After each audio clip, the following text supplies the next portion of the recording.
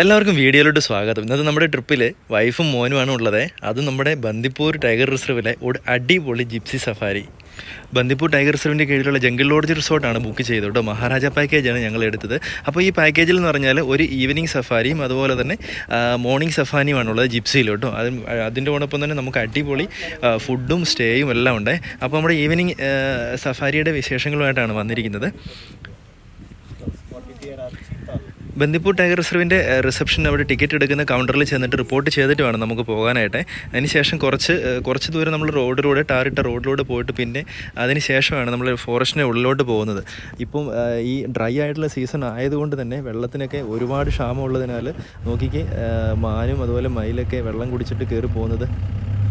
Forest ആണെങ്കിലും നല്ല dry ആയിട്ടാണ് ഉള്ളത്.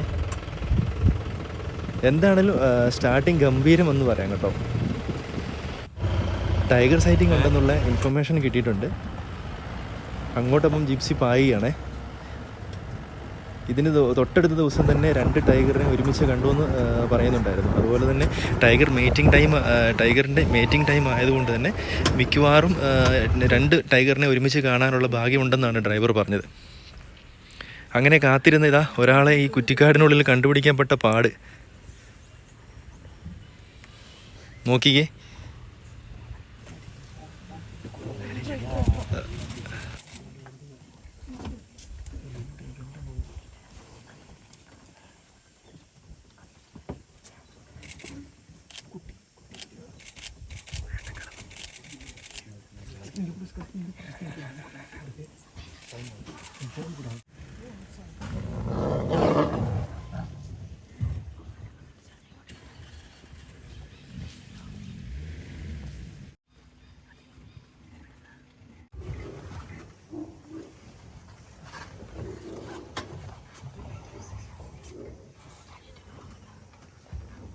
നോർമലി ടൈഗറിൻ്റെ ഒരു ടെറിറ്ററിയിൽ ഒരു ടൈഗർ മാത്രമാണ് ഉള്ളത്.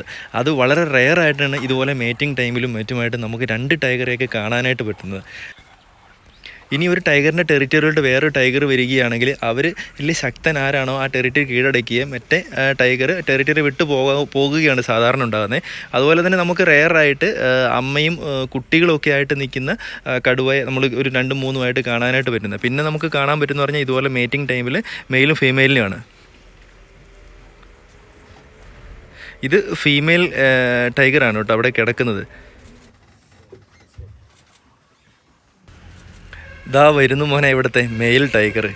നോക്കിക്കേ എന്താ ഗാംഭീര്യം, സൈസ് ഒന്ന് കാണേണ്ട തന്നെ.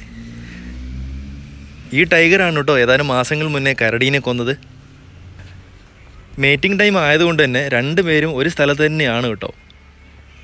ആ കിടക്കുന്ന സ്ഥലം എന്ന് പറഞ്ഞാൽ ചെറിയ ഒരു ഉറവ ചാലുണ്ട്. അതുകൊണ്ട് തന്നെ തണുപ്പ്, ഇത്രയും ഡ്രൈ ആയിട്ടുള്ള ഈ സമയം ആയതുകൊണ്ട് തന്നെ അവിടെ ഒരു ചെറിയ തണുപ്പും ചെളിയൊക്കെ ഉള്ളതുകൊണ്ട് അവിടെ 2 പേരും നല്ല സുഖിച്ച് കിടക്കുവാണേ. മാക്സിമം എനിക്ക് തോന്നുന്നു നമ്മുടെ 3 മണിക്കൂറുള്ള ഈ സഫാരിയിൽ ഏകദേശം 2 മണിക്കൂറോളം നമുക്ക് അവിടെ തന്നെ നമ്മൾ വെയിറ്റ് ചെയ്തു എന്നുള്ളതാണ്. ഈ കുറ്റിക്കാടുകൾക്കിടയിൽ അവരെ ഒന്ന് കണ്ടുപിടിക്കാൻ പെട്ട പാട്. എന്താണെങ്കിലും വളരെ അപൂർവമായ നിമിഷമായിരുന്നു കേട്ടോ. ഈ ടൈഗർ മീറ്റിംഗ് നമുക്ക് കാണുക എന്ന് പറഞ്ഞു കഴിഞ്ഞാൽ വളരെ റെയർ ആയിട്ടുള്ളൊരു സൈറ്റിംഗ് ആണ്. അത് നമുക്ക് തൊട്ടടുത്താണെന്നുള്ളതാണ്. 50 മീറ്റർ മാത്രം ദൂരേ ഉള്ളൂ. പക്ഷേ നമുക്കുള്ള പ്രശ്നം എന്തെന്ന് വെച്ച് കഴിഞ്ഞാൽ ഈ കുറ്റിക്കാടുകളുടെ ഇടയിലൂടെ നമ്മൾ ഇവരെ കണ്ടുപിടിക്കാൻ കുറച്ച് പാടുപെടണമെന്ന് മാത്രം.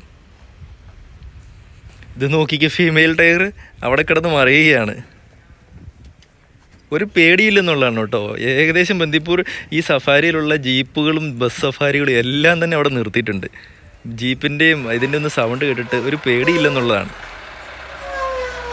ഇടയ്ക്കിടയ്ക്ക് നമ്മളിങ്ങനെ നോക്കും, എന്നിട്ട് വീണ്ടും കിടക്കും. വൈഫിൻ്റെയും മോൻ്റെയും ആദ്യത്തെ കാട്ടിലൂടെയുള്ള ജീപ്പ് സഫാരി ആയിരുന്നേ. അതുകൊണ്ടായിരിക്കും അവർ പക്ഷേ 2 ടൈഗറെ നമുക്ക് ഒറ്റ സ്പോട്ടിൽ കാണാനായിട്ട് പറ്റിയത്. എന്താണേലും നമ്മൾക്ക് കുട്ടികൾക്കൊപ്പവും ഫാമിലിക്കൊപ്പം ഒക്കെ വരാൻ പറ്റിയ ഒരു അടിപൊളി ഒരു സ്ഥലം തന്നെയാണ് കേട്ടോ ഈ ജംഗിൾ ലോഡ്ജ് റിസോർട്ടിൻ്റെ സ്റ്റേയും അതുപോലെ ഈ സഫാരിയും ഒക്കെ. കാട്ടിലൂടെ ഇങ്ങനെ സഫാരി ചെയ്ത് ടൈഗറൊക്കെ കിട്ടുക എന്ന് പറഞ്ഞു കഴിഞ്ഞാൽ ഒരു ഭാഗ്യം തന്നെയാണ് കേട്ടോ. അതിൻ്റെ ഒരു ആകാംക്ഷയും അത് നമുക്കത് ഇവിടെ വന്ന് എന്താ പറയുക സഫാരി ചെയ്താലേ അത് മനസ്സിലാക്കൂ എന്നുള്ളതാണ്. എന്നാണ് നല്ല അടിപൊളി ഒരു സൈറ്റിങ് തന്നെയാണ് നമുക്ക് കിട്ടിയത് ഈ ഈവനിങ് സഫാരിയിൽ. കടുവയുടെ ഇണചേരലും അങ്ങനെ ഏകദേശം നമ്മുടെ സഫാരിയുടെ 2 മണിക്കൂറോളം അവിടെ സ്പെൻഡ് ചെയ്തിട്ട് മുന്നോട്ട് നീങ്ങിപ്പോയതാ നല്ല ഒരു യമണ്ടൻ കാട്ടുപോത്തെന്ന് പറയാം കേട്ടോ, ഇന്ത്യൻ ഗോർ. ഇതൊരു മെയിൽ കാട്ടുപോത്താണേ. ഇതിൻ്റെ പ്രത്യേകത എന്ന് പറഞ്ഞാൽ നല്ല സൈസും അതുപോലെ ബ്ലാക്ക് കളറും ആയിരിക്കും ഫീമെയിലിനെ അപേക്ഷിച്ചിട്ട്. പശു കുടുംബത്തിലെ ഏറ്റവും വലിയ ഇനം, അതുപോലെ ടൈഗറിൻ്റെ ഇഷ്ട വിഭവവും.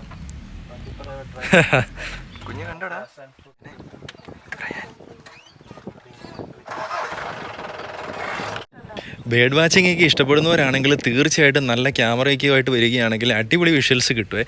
ഒരുപാട് ബേർഡ്സ് ഉണ്ട് ഇവിടെ.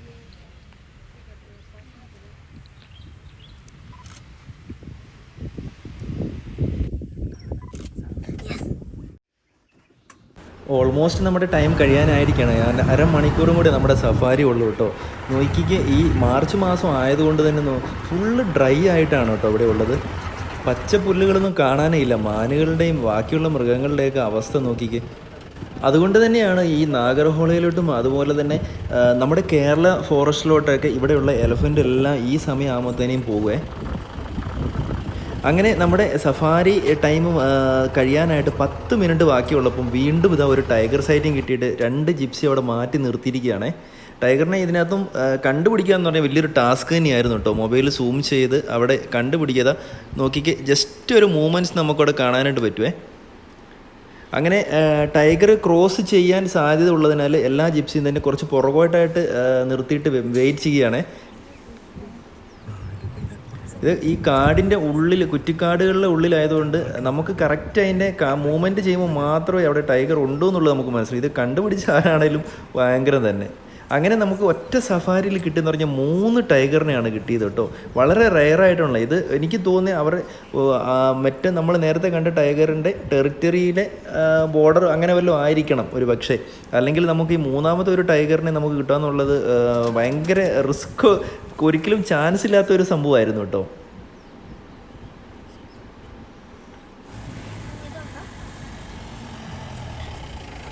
ചെറിയൊരു അനക്കം വരുമ്പോൾ മാത്രമേ നമുക്ക് മനസ്സിലാവുള്ളൂ കേട്ടോ അവിടെ ടൈഗർ ഉണ്ടോ എന്നുള്ളത്.